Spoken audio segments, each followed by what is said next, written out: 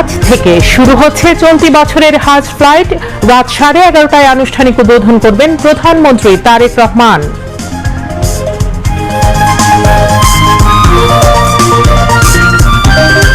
দেশে এপ্রিল ও মে মাসের পূর্ণ জ্বালানি সক্ষমতা রয়েছে। জুন মাসের চাহিদা মাথায় রেখে পর্যাপ্ত জ্বালানি মজুদের চেষ্টা চলছে, জানালেন জ্বালানি প্রতিমন্ত্রী।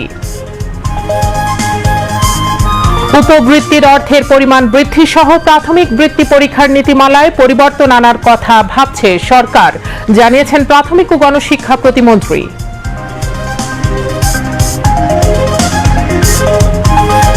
লেবাননের সাথে ইসরায়েলের যুদ্ধবিরতির প্রেক্ষাপটে হরমুজ প্রণালী খুলে দিয়েছে ইরান। ইরানের সঙ্গে চুক্তির খুবই কাছাকাছি যুক্তরাষ্ট্র, মন্তব্য ট্রাম্পের। এবং মিরপুরে 3 ম্যাচ সিরিজের প্রথম ওয়ানডেতে বাংলাদেশকে 26 রানে হারিয়েছে নিউজিল্যান্ড।